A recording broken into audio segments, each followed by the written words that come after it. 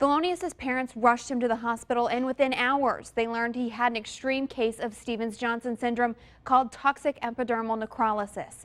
His experience with an angel, Jesus, or God is different because of the clarity he had and the way the experience seemed to signify the end of his hardest days.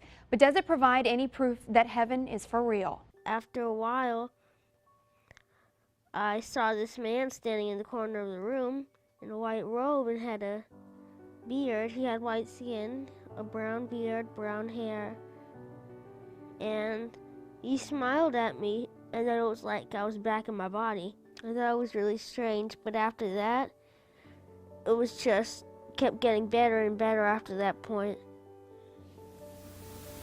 Do you think that that was God, or that that was an angel, or that that was... That's what I believe.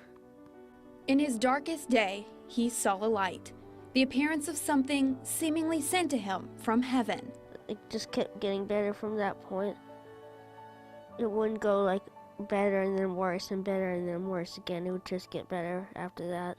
Thelonious has trouble holding his head up because of muscle weakness, and he's sensitive to the light. He's legally blind. Scars on his legs mark the places Stevens-Johnson syndrome almost claimed his life. And it just kept getting worse and worse and worse, and it was literally right before our eyes. You could see the blisters spreading.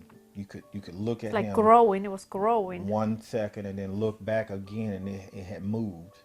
It was more and more and more. It took 4 months for Thelonious to recover and come back to the Gulf Coast. That's when I first heard his remarkable story, and it got me thinking. After understanding all I could about Stevens-Johnson syndrome, I wanted to speak with an expert so I could better understand the experience Thelonious described when he almost watched himself die. It's an empirical evidence that reaffirms what we've always believed in faith about being human, that there's a deep spiritual dimension, and that we live, the Bible